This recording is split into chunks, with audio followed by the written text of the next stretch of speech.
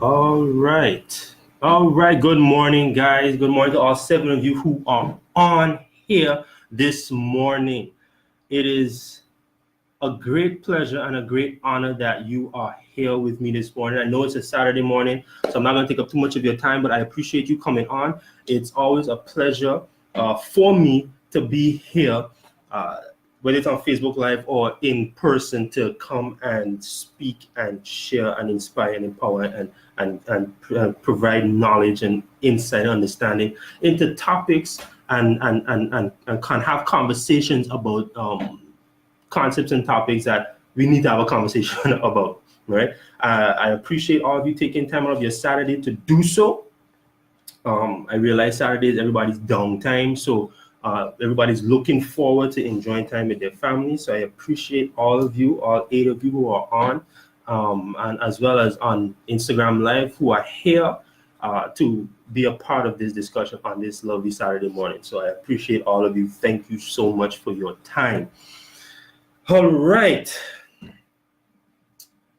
Visionary leadership. All right. Before we begin, I'm just going to introduce myself again for those who don't know who I am. My name is Darren Wilson. I am from the island of St. Martin, for those who are probably watching from out of the country. And by the way, we are live on both Facebook and Instagram. So if you are not unable to view it on Facebook, you can also see it on Instagram Live. All right, I'm from St. Martin. I am an author, a speaker, and an entrepreneur, business owner. As an author, I have authored at least 6 books, 3 books that are in print right now. That is Got Fruit, Design for Purpose, and the Kingdom Focused Church. The 3 ebooks are The Formula for Success, Unashamed, and Dominion and Fruitfulness. Those are the books that I have, and I have several more that are in draft. Actually, 2 more that right now that I'm working on, that I'm hoping to release within short or soon. I can't give a time frame, but soon, when the time is right. As a speaker, this is what I love doing.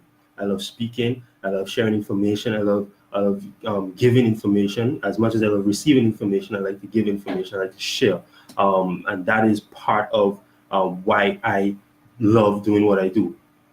And as an entrepreneur, I own, my wife and I, we own 2 companies right now on paper. 2 companies, which is Quick to Delivery, the #1 time-saving delivery service on the island of St. Martin, as well as Darren Wilson Global, which is an organization that is geared to the professional and personal development of individuals through inspiring, empowering, and helping them transform their lives with tools and resources necessary to do so. So in a nutshell, that is who I am. For more information, you can always visit the website, darrenwilsonglobal.com, and you will get a whole list of the breakdown of who Darren Wilson is as a person. Okay, so let's jump into that with all the preliminaries out the way.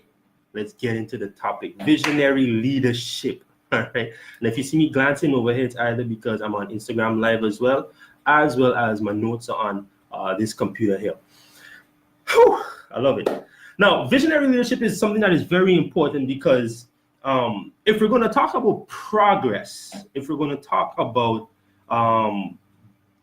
movement, evolution, that cannot happen outside of the context of vision and leadership.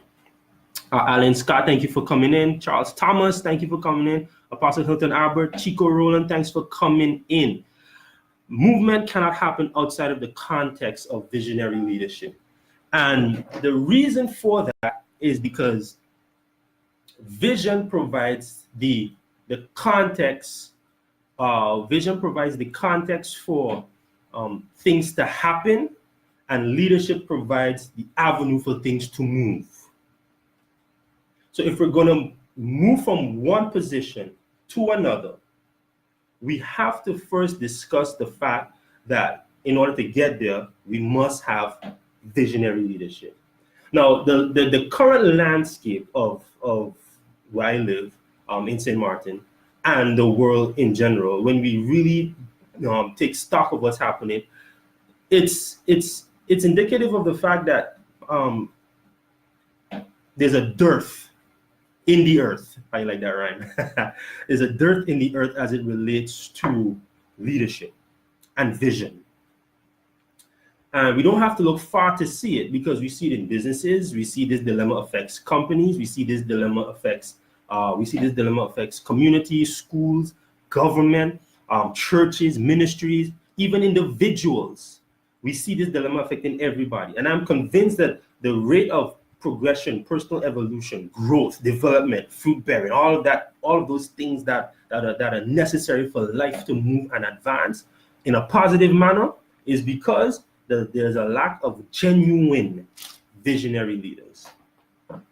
Now, having no true leaders with vision, is the root cause of at least 99% of our problems. They probably have there's that 1% that is not attributed to it, but yeah, that is the root cause. No leaders. Having no true leaders with vision, out of that stems all of the other problems that we face, not only at our personal level, but a national level as well. So this is the reason I was burdened, to say the least, to do this live, because I don't want persons on here, or persons that are actually within the sphere of the influence or within my network, to fall into the trap of not moving forward. I want to the goal of this live today is to awaken the visionary leader that is dormant within you, because there is one. It's just dormant, and it's been dormant because of a myriad of circumstances, but usually it's because life has happened.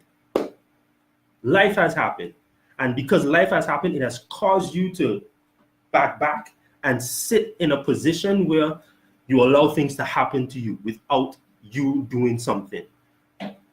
But visionary leaders are needed and necessary, because again, nothing happens without vision, and nothing moves without leadership. All right. If you're liking this, give me just send some reactions, hearts, comments, because this again is interactive, and that's the goal. I want to make sure that what I'm saying is resonating with you in some way or some fashion. Now, I want to begin by stating something here, and this is, I remember this because I went to a school a couple of years ago to give a commencement speech, and the theme that they had was whatever the mind can conceive can be achieved. And I remember that within the context of visionary leadership, because it is exactly true. Whatever the mind can conceive can be achieved. Whatever the mind can conceive, the mind can be conceived. All right. The beginning of that was the future is ours. So the entire theme was the future is ours. Whatever the mind can conceive can be achieved. And I thought that was pretty interesting. I remember that theme as it relates to visionary leadership. And here's why. The first phrase says the future is ours. Now, when we say that the future is ours, it means this. It belongs to you. That's it in simple terms. The future belongs to you. But the thing about something that belongs to you is this. Maybe let me say this. A better question is this. Even though the future is yours, what are you going to do with it? It's one thing to say the future is ours. It's another thing totally to know what you're going to do with the future that is yours. It's kind of like this. My wife and I, we have money in our bank account, right? Good. The money is ours. But just sitting there, it's not doing anything for us. If we're not putting it in any investment, if we're not using it to expand our business, if we're not doing anything with it, the money is ours, but it's not doing anything. So it's not so much to say that the future is yours. The better question to ask yourself is, what are you going to do with the future that is yours? What are we going to do with the money that is ours? Are we going to do it for something positive? Are we going to use it for something negative? What are you doing with the future that is yours? The future is yours. It's ours. It's clear. There's no disputing that, no disclaiming that. but what are you going to do with the future that is yours?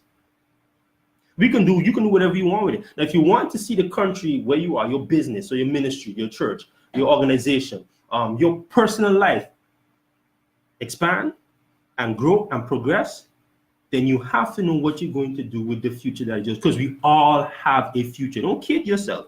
We all have a future. Every last one of us. So every one of us can say the future is ours. But what are we going to do with it? If you were to view the future as money, let's look at it like that. The future as a long-term investment. Then your perspective changes. You will take very great care with how you invest that future. View the future as an investment, a long-term investment. What are you going to do with the future that you have? How are you going to invest it?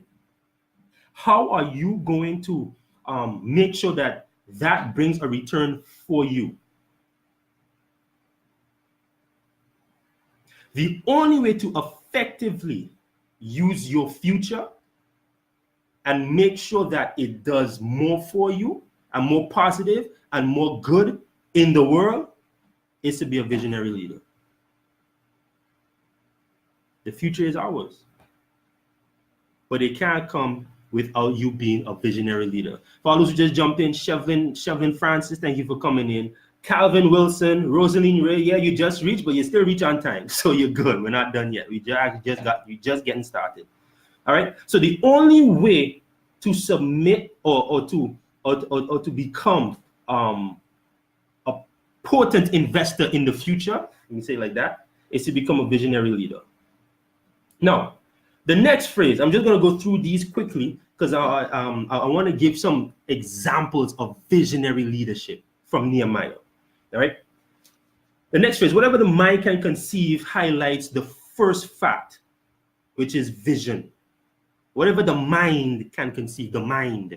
Somebody type that in chat. The mind, whatever the mind can conceive, the mind, whatever the mind can conceive.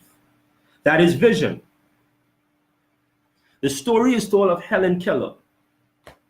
At the turn of the 20th century, she was an American author, lecturer, women's activist, and all these good things. She was asked during an interview one time, what is worse than being born blind? Because, for those who don't know, Helen Keller was born both blind and deaf. She was born so.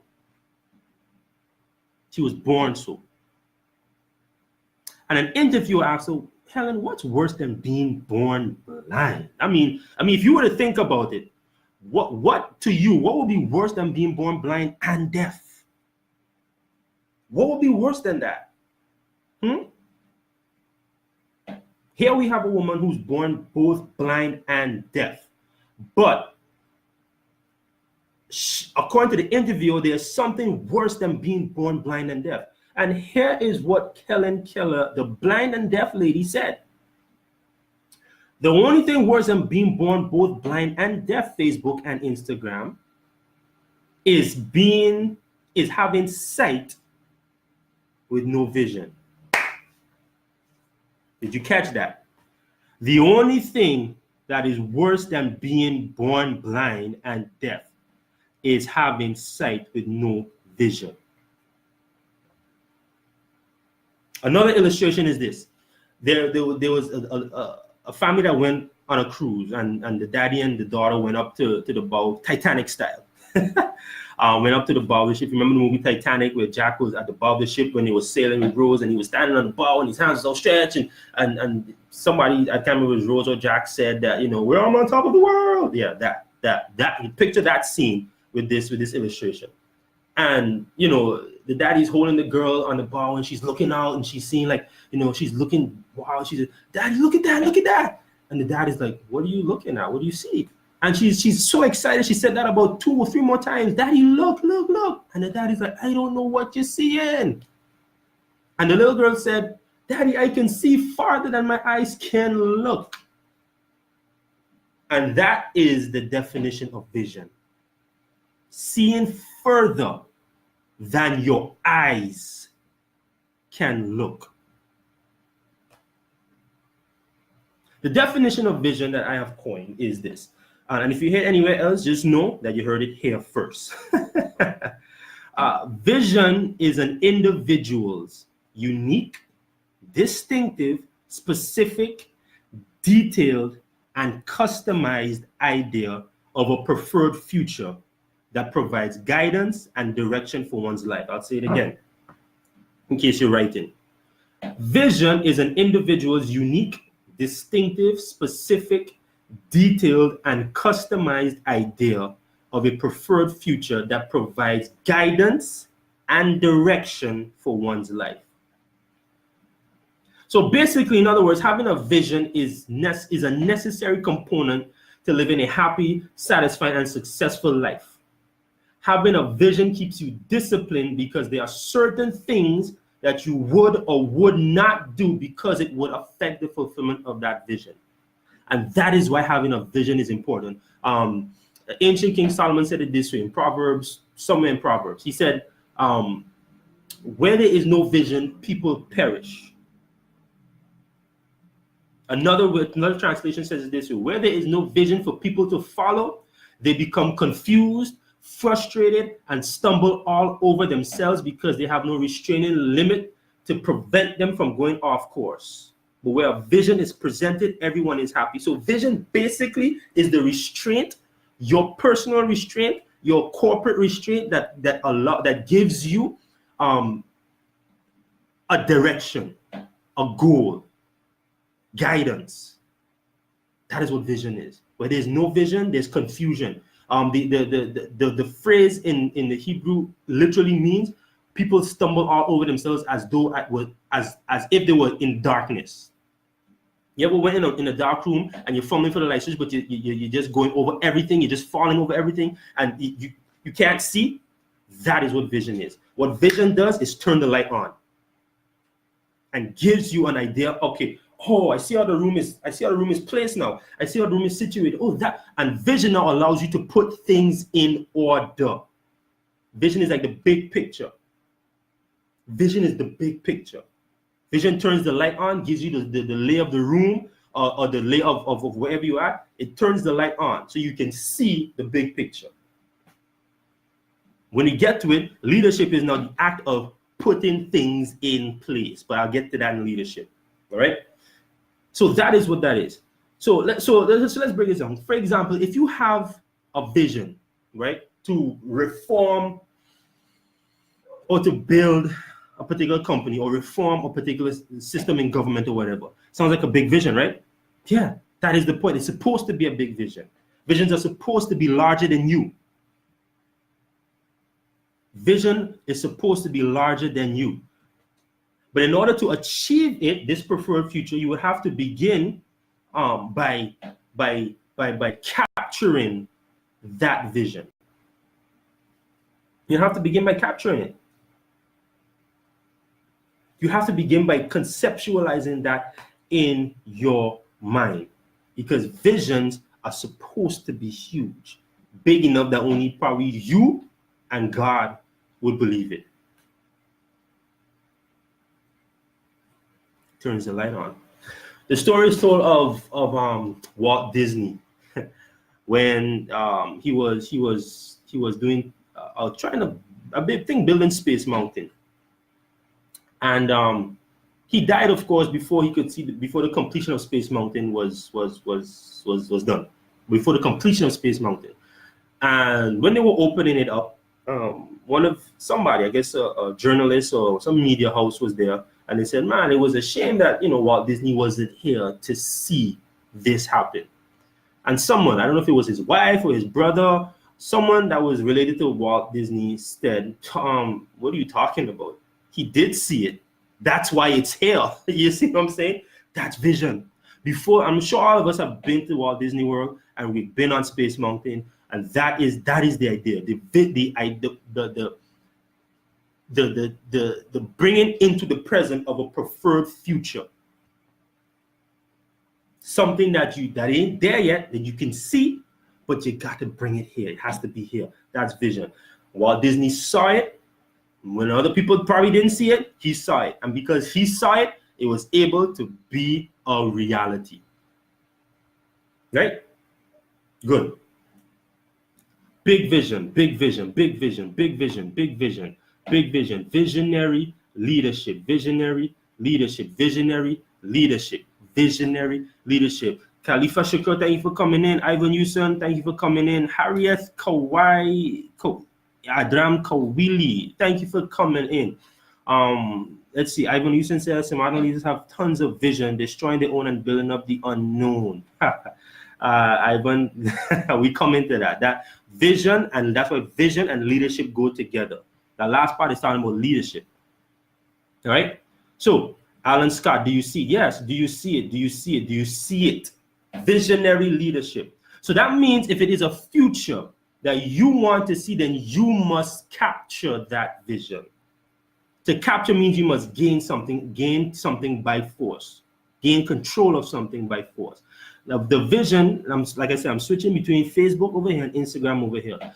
The vision is there, but it's just waiting on you to capture it and make it yours. Vision is like that laser-like focus that gives you the ability to lock on something and do not move until you see its manifestation come to pass. That is what vision is. Vision, if you have vision, you wouldn't need anything to discipline you, because the vision itself will discipline you. Because again, vision dictates what you can and cannot do if you are serious about fulfilling it. All right? Now, there are 3 points that I want to make before moving on to leadership, and that is this. Visions are always birthed out of a problem or concern that affects people. So let me say it like this. If it's not affecting people, it's not a vision. If it's not bettering the lives of people, it's not a vision. It may be a goal, but it's not a vision. Visions are concerned with the betterment of mankind. Number 2, the vision is specific for the people it is designed to help and must benefit them directly. So you can't take a vision that someone in the Middle East may have and try to apply it here, because it may not benefit the culture and the customs and the people here.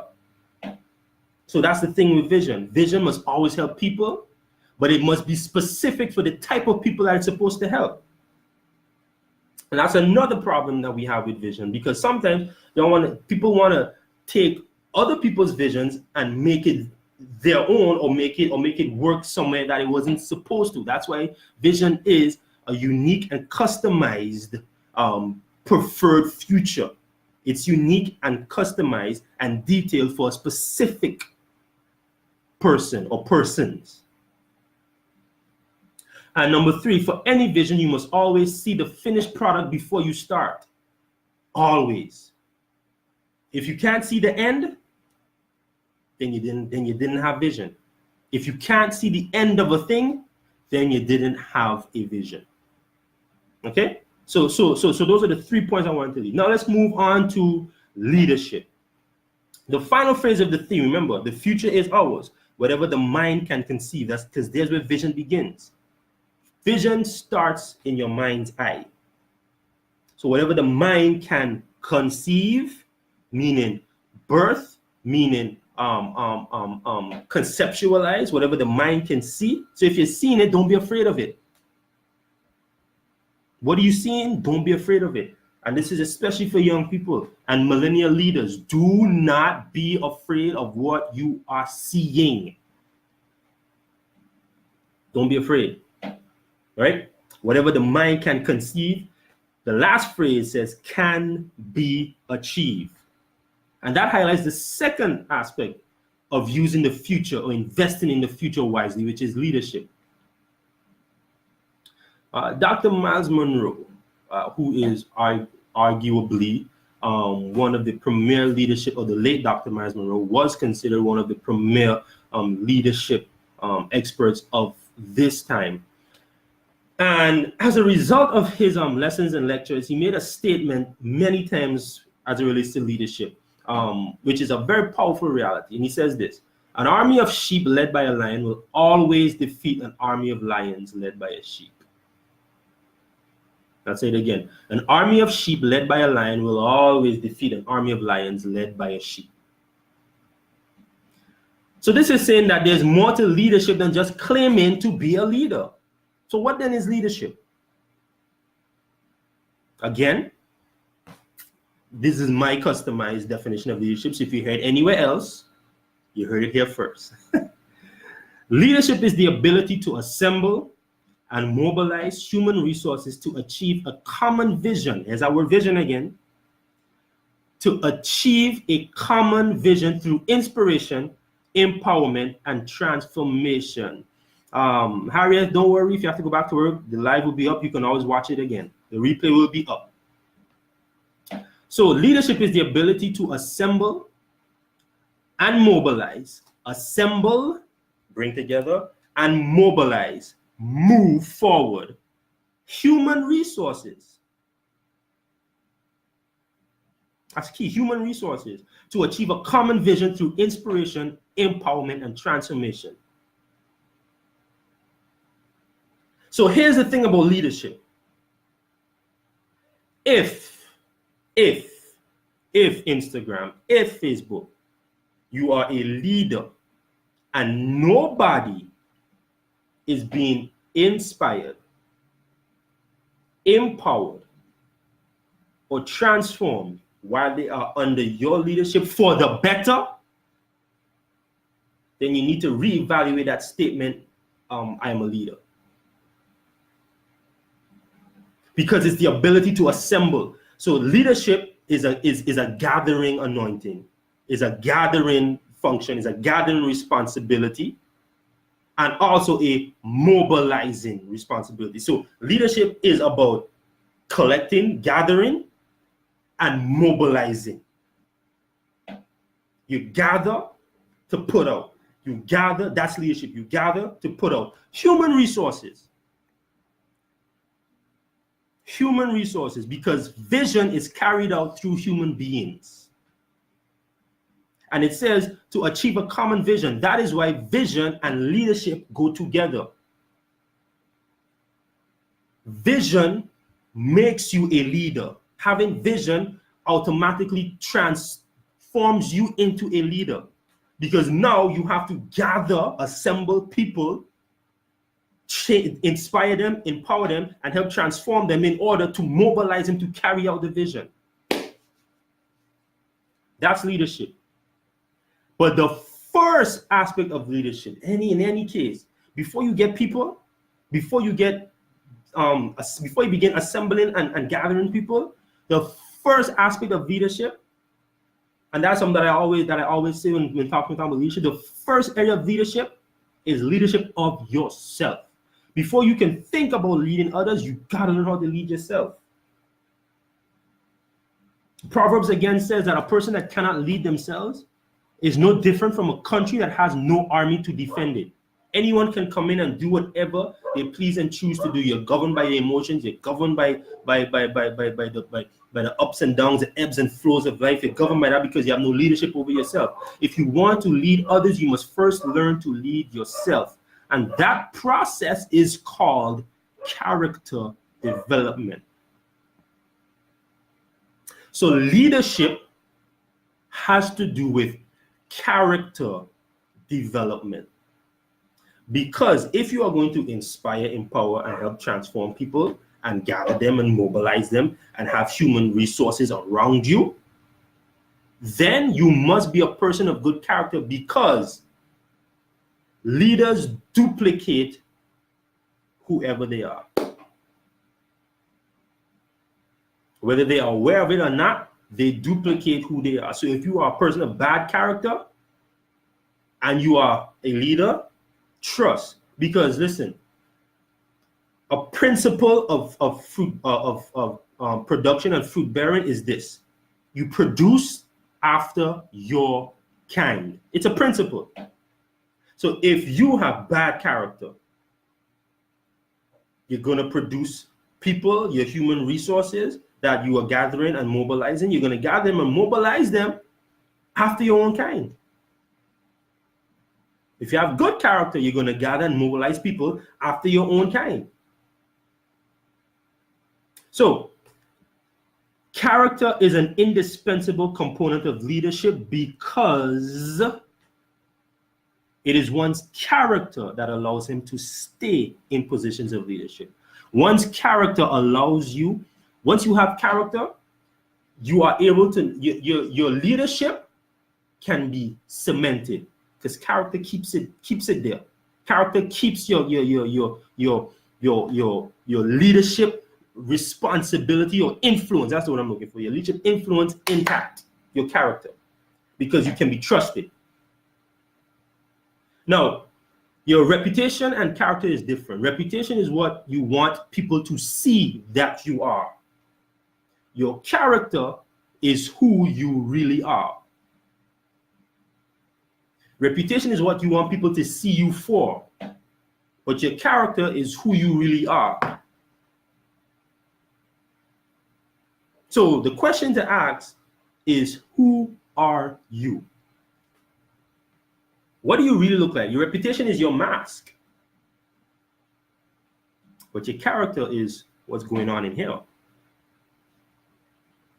So how do you develop strong character? You gotta have personal convictions. You gotta make good decisions, and you have to have reasonable consistency in those decisions. So let's go through this. Personal convictions. Your personal conviction is that these are things that you know that will keep you walking in a straight line. You have some convictions about things that you will do and will not do. Those are your convictions. And when you have established those convictions, your decisions now always line up with your convictions. That is why we need leaders of conviction and not compromise.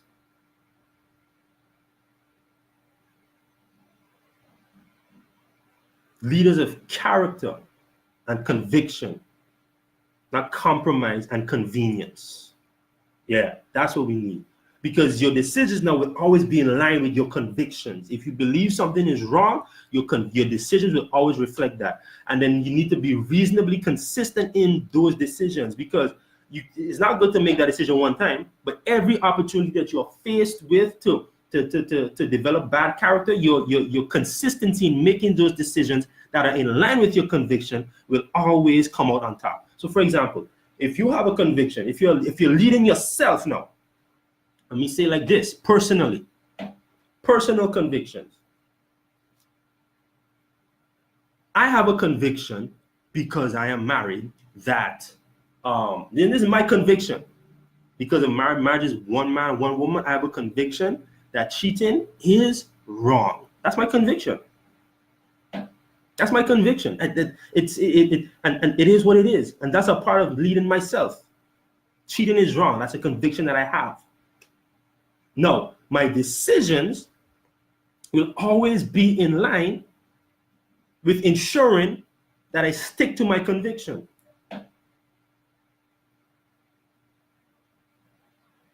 And my consistency in making those decisions is always going to be up there simply because of my conviction.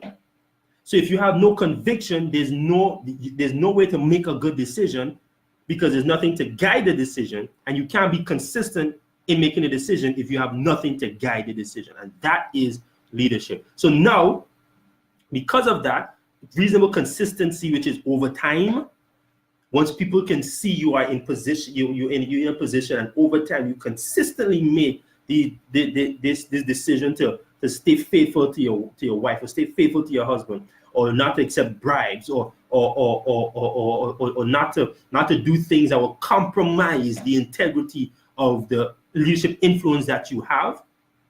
Or let me say it like this: it is an irresponsible use of leadership or influence to lead people astray. Yeah, it's an irresponsible use of influence to lead people astray. So because of that conviction, And that strong conviction, strong personal conviction that leads to now good decision making, that allows reasonable consistency in the decision making.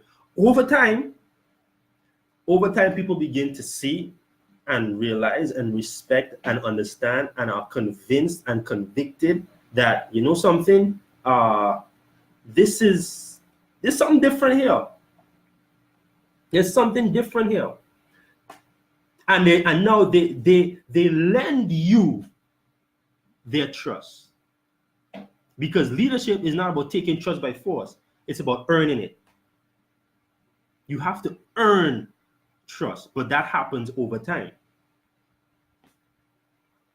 It happens over time. It happens over time. There's personal convictions, good decisions, reasonable consistency over time develops your character, and that now puts you in a position to lead yourself, and that now puts you in a position now to gather and assemble human resources, because now they believe in your leadership ability. And when you put the two together, visionary and leadership together, you get a powerful combination that has the ability to shake and cause ripple effects in society. And that is why people try to separate the two, but the two are inextricably linked. Vision and leadership, the two are linked. They are linked very, very strongly. There's an example that General General Eisenhower, I can't remember his name, Dwight G. Eisenhower, one of the presidents that was a general in World War II. Anyway, he gave an example of a perfect example of leadership with a string. And he says, if you push a string, it will go nowhere. But if you pull it, it will follow you everywhere. And that's the idea of leadership. Leadership is not about pushing people in terms of, of forcing them to do something. It's about pulling them along. In other words, listen, here's what the preferred future, you're pulling them towards that. And not pulling as in force. You are leading yourself, and while you are walking towards that preferred future, you're pulling the string along. Leadership is not done by force. If you have to force stuff, it's not leadership. So leading yourself. That is what leadership is about. Leading yourself. So vision and visionary leadership is about, having the ability to see the preferred future and assembling people to go towards that future. So in order to become an effective visionary leader, one is supposed to have a vision that is worth following and then lead people into the execution of that vision. Leadership is also about ensuring that you provide, is more about ensuring that you provide influential guidance as opposed to dictatorship directives. It's about influential guidance and not dictatorship directives. Whenever you are tempted to dictate as a leader, you fall outside of the scope of leadership. Whenever you're talking about dictating or being a dictator, then you've fallen outside of the scope of leadership, because leadership is never about dictation or dictating, I should say. Visionary leaders don't carry you to a forest and say, cut down the trees while they watch. But that is what we have a lot of today. Visionary leaders say, follow me. And while handing you a chainsaw, they take a chainsaw and start cutting down. So they don't tell you, go ahead and do that. No. They tell you, come. And while they take up a chainsaw, they hand you a chainsaw and they start cutting down with you.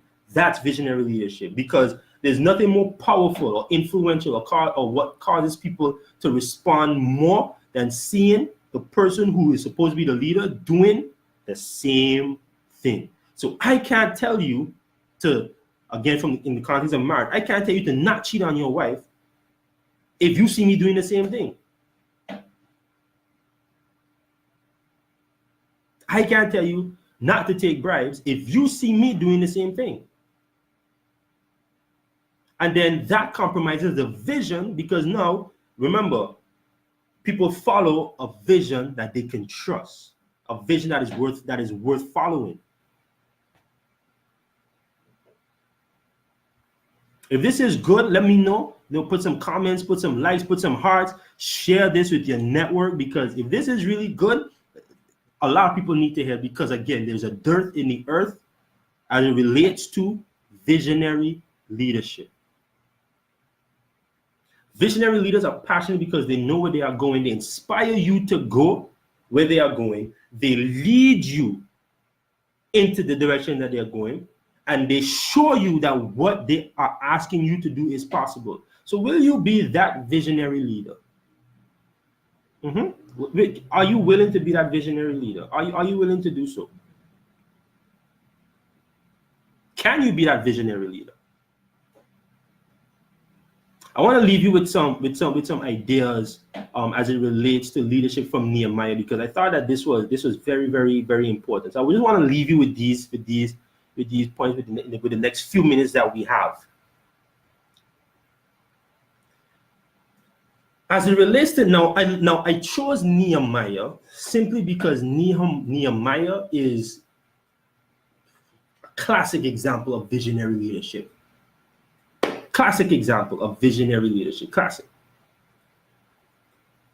Now, every person is a visionary because God has deposited into every person a purpose, and that purpose is made visible and tangible through a vision. So where leadership is concerned, where visionary leadership is concerned, purpose is present, and that is my thing, purpose. So in other words, you cannot be a visionary leader if you haven't even recognized purpose and acknowledged purpose. So visionary leadership begins with purpose, and God has deposited purpose in every person. Now, there are visions within visions. Now, let's not get too caught up with that, because sometimes people feel like, because somebody has a vision, they're in competition. No, not really. If everybody has a purpose, everybody has a vision. Everybody has a vision. I mean, everybody has the ability to be a leader. Now, there are different scopes and levels of influence, but everybody has the ability to do so. There are visions within vision. Every person has a personal vision that fits within the context of a larger vision that helps to advance the cause of the overall vision. Let's break it down in terms of let's use government now for this example.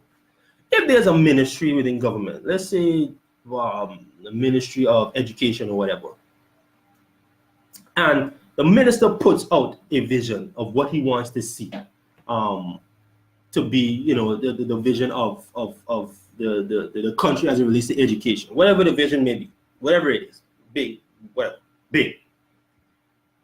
With it, he cannot fulfill that by himself. So that means he relies on everybody that works within the context of that ministry to develop their own personal vision as it relates to that overall vision to help achieve the overall vision. And begin to lead yourself within the context of that vision. So there are visions within visions, but that's something I can talk about. That's another discussion for another time. Again, like I said, I'm going to start doing some of these more often so that I can do a brain dump of everything that I have pent up and built up inside. Okay. Now, as far as Nehemiah is concerned, there are 4 things as it relates to vision that I found in Nehemiah that I want you to write down and apply and think about. 1, and we talked about this a little bit, but I'm going to show you the example of Nehemiah. 1, visions are always birthed out of a problem that affects people. A problem or concern that affects people. Visions are always birthed out of a problem or a concern that affects people. Nehemiah had a concern for his people. You find in Nehemiah chapter 1. Nehemiah had a concern for his people. His brethren came. He asked him. He was a cupbearer, so he was working in government. He was working for the government. He was working for the king. And his brothers from Israel came, and he asked him, "Hey, what's going on? How's it?" And they told him, "Boy, Nick's team looking good. Things ain't good, boy. Things ain't good at all. It's not looking good. The walls are broken down. They burned. The gates are burned with fire. This has happened. That has happened." And Nehemiah became so burdened that he became distraught to the point where his boss asked him, "What's up with you, Nehemiah? I've never seen you like this. I've never seen you like this, Nehemiah. I've never seen you like this." Always birthed out of a concern for his people. And it says in Nehemiah 1:4, and it said, "And it came to pass when I heard these words that I sat down and wept and mourned certain days and fasted and prayed before the God of heaven." And right there is where vision was birthed for Nehemiah. A problem or concern that affects people, his people. Number 2, the vision is specific for the people it is designed to help, and it must benefit them directly. Nehemiah's vision was to rebuild the walls because his people were defenseless. You find that in Nehemiah chapter 2, verse 3 and 6. The vision is specific. Nehemiah didn't have a vision for Persia where he was at. Nehemiah didn't have a vision for Babylon. He didn't have no. He had a vision that was specific for the people that he was called to. So what about you? What vision do you have that is specific to the people that you are called to? First of all, who are you called to as a leader?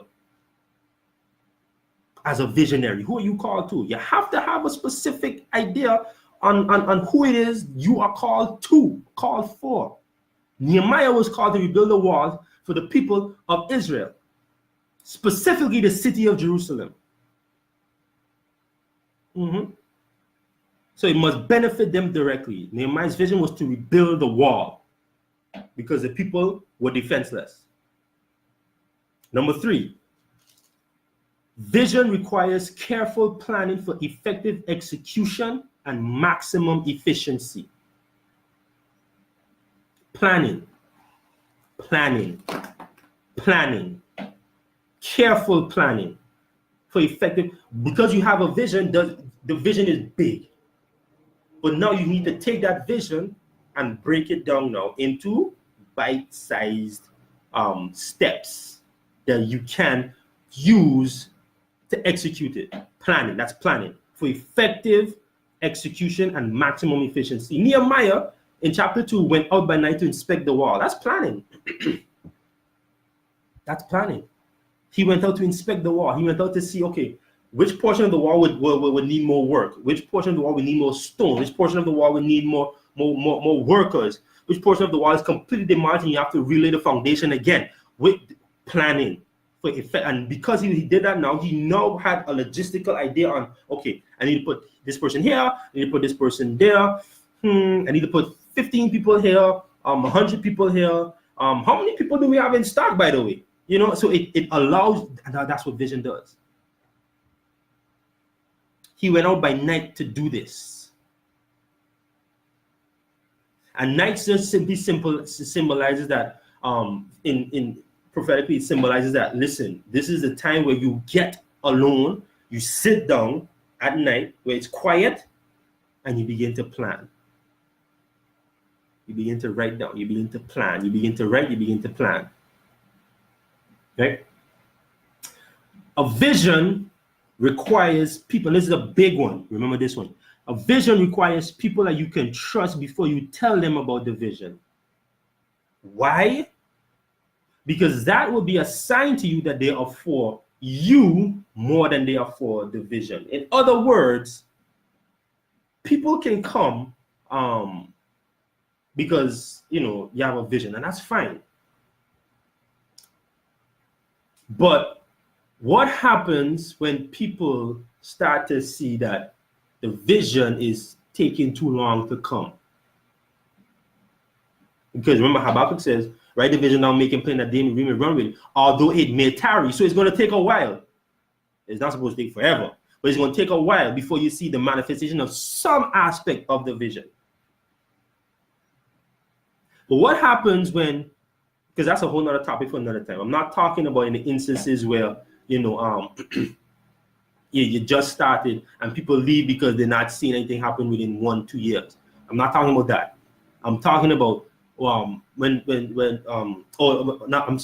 talking about when people leave after 15, 20 years. If you're talking about, you're a global this or global that, and they haven't even seen steps towards being global. I'm not talking about that. That is another case in itself. I'm talking about if you're early in the stages, 1, 2, 3, 4, maybe even 5 years in, but you're consistently working, but you're not seeing it. What do you do when people just come for the vision? Because people can attach you because they see you're going somewhere. But if they see it's taking too long for them, what do? That is why Nehemiah, this principle from Nehemiah is important. Before you share vision, you have to make sure that the people are for you and not just for the vision. Because if they're only for the vision, when the vision ain't happening, they'll leave. But if they're for you, whether or not the vision tarries, they'll still be there. Nehemiah took men with him before he told them about the vision. Nehemiah 2:12. Hear what it says. And I arose in the night, I and some few men with me. And I didn't tell any of them what my God had put in my heart to do at Jerusalem. So he just told them, listen, y'all come with me. Let me go look at the damage. But he didn't tell them that God gave him a vision to rebuild the walls. Why? Because he wanted to ensure that these were his brethren, that they were together and not just before vision. This is something for a lot of you visionaries. Stop running your mouth. Stop running your mouth. Ensure that the people that are with you are with you. Because that's the only way you can tell if they're with you. Whew. This is good stuff, isn't it? Good, right? Right? If it's good, share this. All right. So those are the 4 things regarding vision that I want to share from Nehemiah. Now, leadership. For some more principles, let me say it like that, regarding leadership that was found in the life of Nehemiah. Now, every visionary, we're going to talk about leadership now. Every visionary is automatically a leader because leadership begins when a vision is birthed. Let me say that again. Every visionary is automatically a leader because leadership begins. Leadership begins where vision is birthed. Because now you have to start assembling and guiding a team to begin and help manifest in the vision. And this I said earlier, that's why I said leadership is linked to vision. And vision is linked to purpose. So therefore, everybody has the ability to be a visionary leader because everybody has a purpose. All right? Now, from Nehemiah, I hope you're writing these principles down because they are good and they're going to help. A leader communicates his vision. A leader communicates his vision. A leader communicates his vision. I can't stress that enough. A leader communicates his vision in an effort to inspire others to follow him.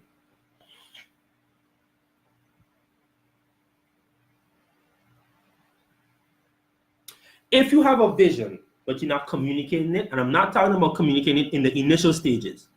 I'm talking about when you have done your inspection, you've done your planning, you've done your reconnaissance, you've taken a tour of it in your own mind, you've seen the vision, you've done it.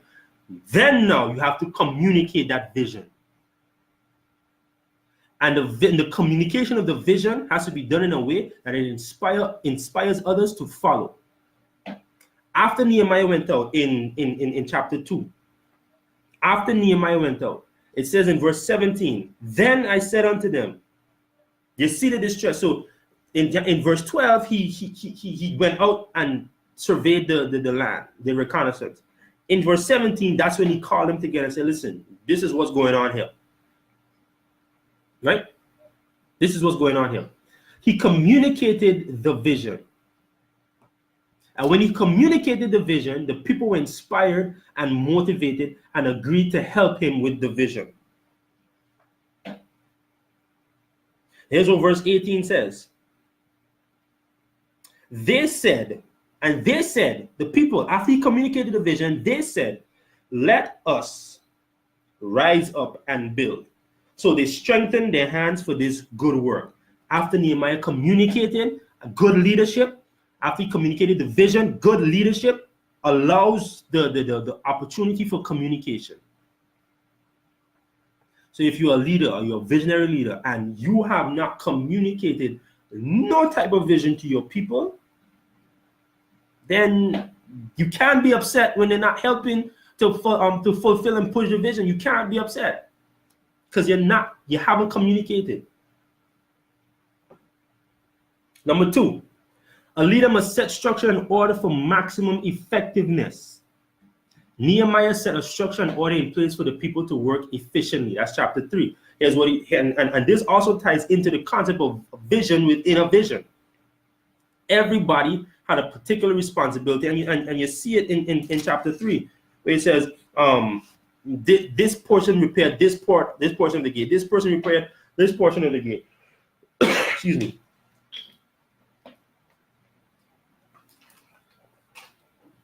And this person repaired this portion of the gate. And this person repaired this portion of the gate. He set a structure in place for maximum effectiveness. And everybody had a vision of repairing that portion of the wall that was directly in front of their house or whatever, so that, that structure allowed the advancement of the vision, which is to rebuild the walls. Rebuild the walls, but everybody had their portion to do. And Nehemiah set that structure in order. That is a function of leadership. Number 3, a leader must stand up for and defend the vision and his followers. Defend the vision and his followers. We have some leaders who just want to defend the vision, but never the followers. You have to defend the vision and the followers. Or put systems and structures in place that will do so when in harm's way. For example, in Nehemiah chapter 4, when the people were threatened, Nehemiah put a 24-hour security monitoring system in place to not only protect the vision, but to protect the followers. When Sanballat and Tobias threatened the work, threatened the people, threatened the vision, Nehemiah didn't just protect the vision. He had to protect the people because they were assisting in the realization of the vision. So when the leaders, visionary leaders, do not only be concerned about the vision, you have to be concerned about the lives of the people who are helping to support that vision. You have to put systems and structures in place to protect them even in your absence. That's what Nehemiah did. Protect the vision, protect the people. Because when people feel that they are less valued than the vision, they will stop lending you their support. Protect the vision and the people. Number 5, a leader must be, and this is a big one, a leader must be sensitive to recognize when to be flexible and adaptable to change within a vision. Because let me stop there and explain that part. You may have gotten a vision 10 years ago. But 10 years ago, the method to be used may not be applicable now. But if you still try to use the method that was applicable then, chances are your vision's going to fall to the ground. So you have to be sensitive and to be able to recognize when to be how to be flexible, when to be flexible, and when to adapt and change within the context of the vision in order to still be able to achieve the desired end result. Nehemiah recognized and realized that a change in the building procedures was needed and necessary because now they needed to look out for the enemy. That was in chapter 4, verse 15 and 18. So here's what it says. And it came to pass when our enemies heard that it was known unto us that God had brought the counsel to naught, then we returned every one of us to the wall unto his own work, his own vision, within the context of the overall vision, which is rebuilding the wall. Remember that. And it came to pass from that time forth that half of my servants wrought in the work, and the other half held both the spears and shields, and the bows, and the harbingers, and the rulers, were all behind the house of Judah. They which build it on the wall, and they that bear burdens with those that laid it. Every one with his hands wrought on the work. In one hand they held a trowel, and in the other hand they held a weapon. For the builders, everyone had a sword by his side, and a building tool in the other. So there had to be a change in the building procedure. Now everybody couldn't build at the same time. Some had to be protecting the wall. So you have to be able to adjust and adapt and change and be flexible within the vision in order to achieve the end result. Leaders, do not be flexible. Be flexible. Be flexible. All right? Be flexible. Number 6, this is another big one. A leader must not be afraid of confrontation. Woo! Give a clap right there. Give a clap in the chat. Give a clap in the chat. A leader must not be afraid of confrontation and must be willing to correct wrongdoing and administer justice where applicable. Nehemiah chapter 5. When the people were being taken advantage of by the nobles and the rulers, Nehemiah stood up and rebuked the nobles and the rulers for doing so. I think it had something to do with taxes, interest payments. They wanted to increase the levies on the people who were already in building season. So all of the resources were being used there. Nehemiah stood up to these jokers and said, hey, look, what y'all doing is wrong. Y'all can't do this. This is not right. Don't be afraid of confrontation, because your vision, trust me, it's going to attract people who want to be confrontational, who want to do wrong. It's going to happen. It's inevitable. Like Thanos said, I am inevitable. Well, that is inevitable. Yeah, that's going to happen. But you have to be willing to correct the wrongdoing and administer justice. Here's what it says in verse 6. Nehemiah said, and I was very angry when I heard their cry and their words, and I consulted with myself, and I rebuked the nobles and the rulers, and said unto them, you exact usury every one of his brother, and I set a great assembly against them. In verse 9 he said, and I also said, it is not good what you do. So he wasn't afraid to confront wrongdoing within the context of the vision. Because all this was in context with rebuilding the wall. They were still building the wall. So in your vision, in leading your vision, there's going to be instances within the context of the vision that you have to confront things that are going wrong. But don't just allow it to go unnoticed. Don't just allow it to go unconfronted. You have to confront it. You have to correct the wrongdoing. You have to administer justice.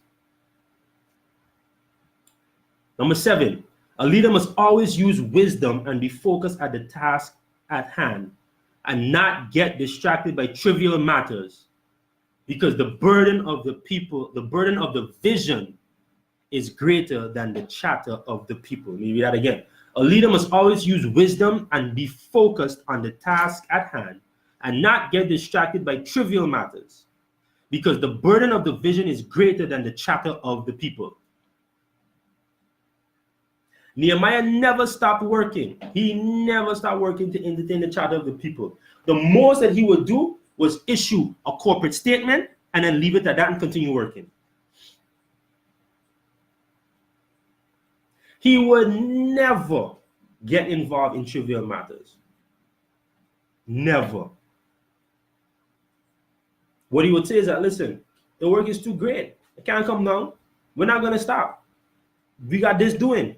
That was that, and you see that a lot with companies when they get backlash, or they get put on the spot, or they get called out for something. The most they would do is issue a corporate response, whether it's on Facebook or on Instagram or Twitter or via whatever mass medium. They would issue a corporate statement, and then it's back to business as usual. Focus on the task at hand. The burden of the vision is greater than the chatter of the people. Even Sanballat and Tobias tried to get him to do things that were unlawful. You had to be discerning and use wisdom, because the burden of the vision is greater than the chatter of the people. And the chatter of the people is not talking about the chatter of the people that are within the context of your vision, because that chatter is supposed to be helpful. We're talking about the chatter of people who are anti the vision. And number 8, a leader, and this is the best one because it's about legacy. A leader must appoint capable people to be able to sustain and carry the vision when it has been fulfilled. After they built the wall,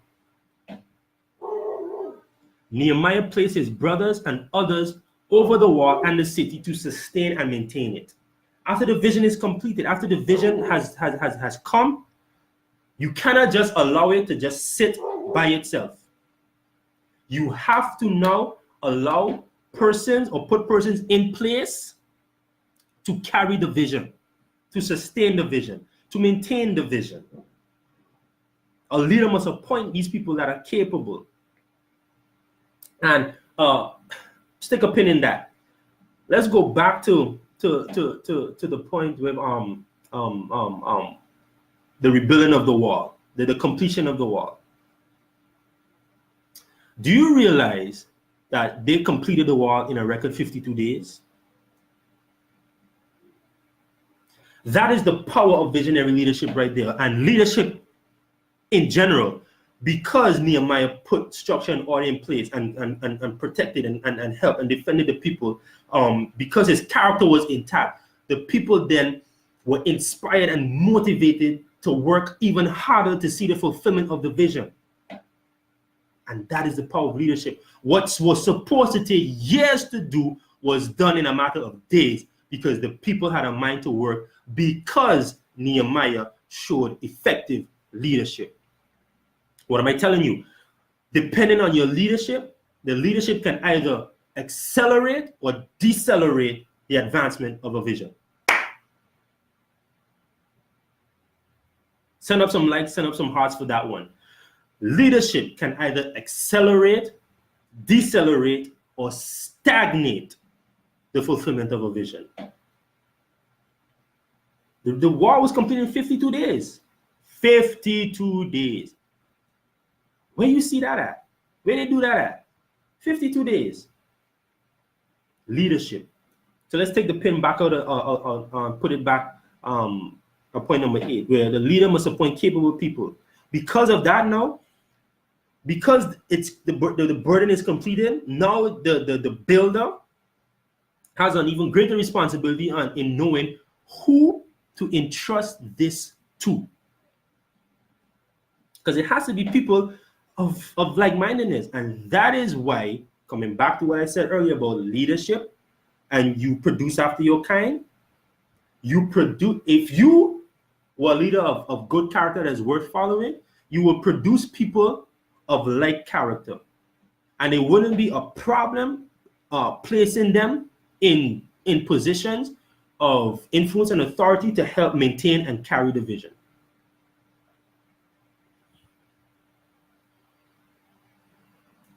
Because you produced after your kind. You produced after your kind.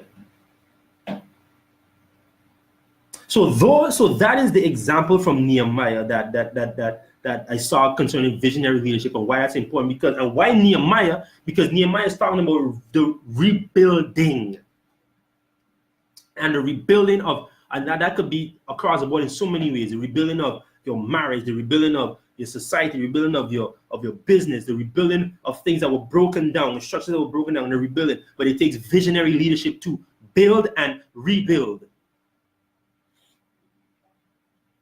Remember what I said, that vision is turning the light on. Leadership is after you've turned the light on and see what's happening. Leadership is now putting things in place and in order. So to the visionary leaders, when you walk into a dark area, because vision is about seeing, and seeing is about illumination and light, you are supposed to see what can be, that is not yet. And because you see what can be and that is not yet, then now you are supposed to begin developing the leadership skills resident within yourself in terms of good character to begin putting the pieces in place.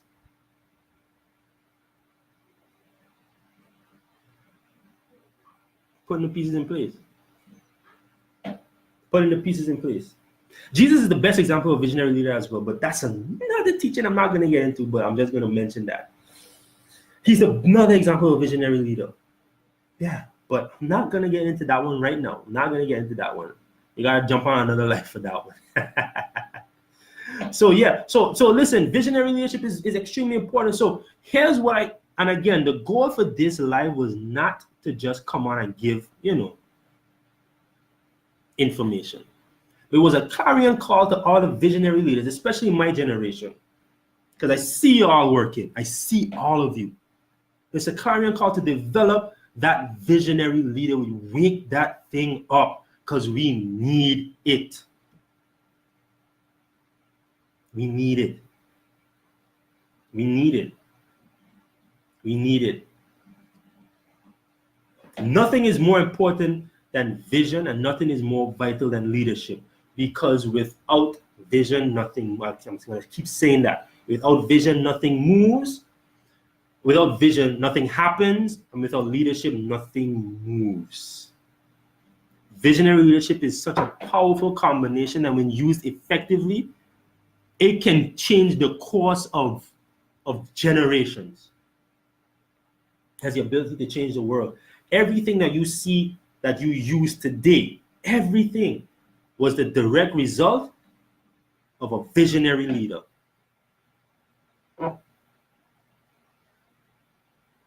The direct result of a visionary leader. So don't just view this life as another life. It's not just another life. It's a call to awaken every single visionary leader that is watching here. All 8, 9 of you. And all those who commented, all those who shared.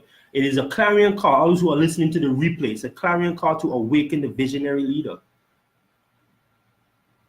It's a clarion call.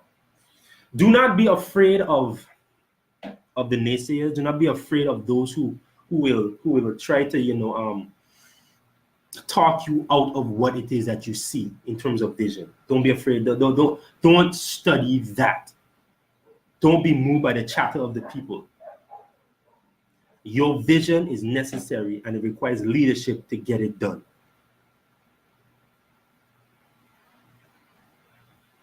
We are all in life is just one big relay race. And every generation is supposed to pass the baton off to the next. In this generation, the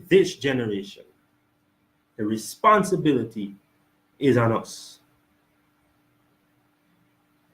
to begin the process of becoming that visionary leader that changes, those change agents, that catalyst of society.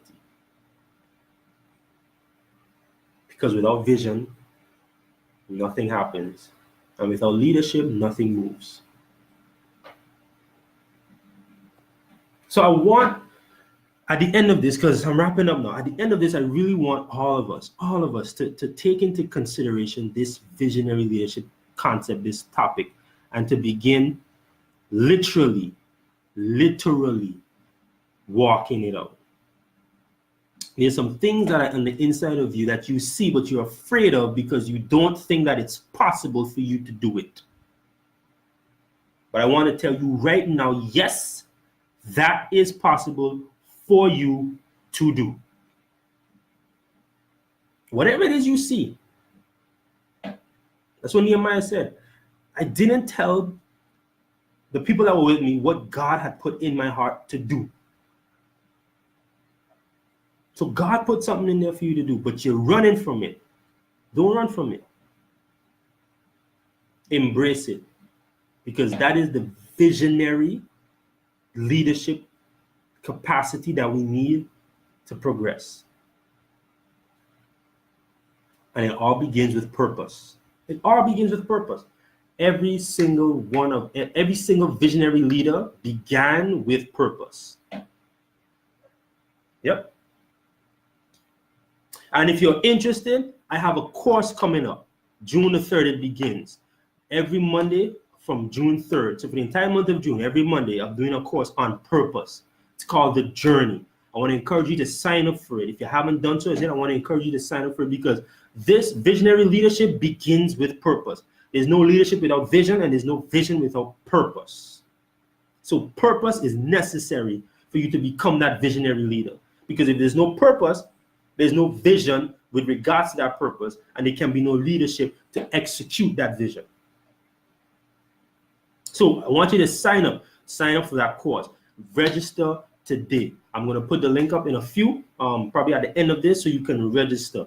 It's the name of the course is The Journey, because purpose is a journey. And I want everyone, because listen, life is about progression and productivity and fruit bearing.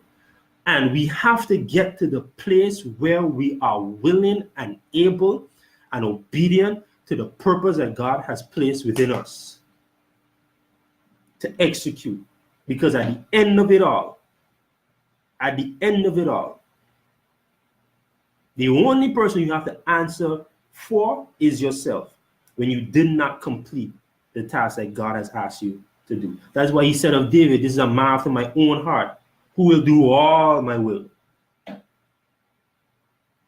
So the way to get after God's heart, to be a man after God, a man or a woman after God's own heart, is to do all his will. What is that? Fulfill purpose. And I want to help. I really do. So sign up for this course. It's called The Journey. You can go to my website, darrenwilsonglobal.com. You'll see a link there that says The Journey. Read it, scroll down, register. Because we're going to take this to the next level. Because before I check out of this earth, my purpose is to make sure that I inspire and empower as much people as possible with the tools and resources necessary to begin transforming their life to live in purpose and leave legacy. And I'm doing it unapologetically. Because at the end of the day, I have to answer for why I didn't fulfill all his will. I have to answer for that. So that is why you're going to be seeing me more often on Facebook Live, on Instagram. You're going to be seeing me more often with these, because that's my burden, that's my passion, that's my purpose. To not see people wander aimlessly anymore.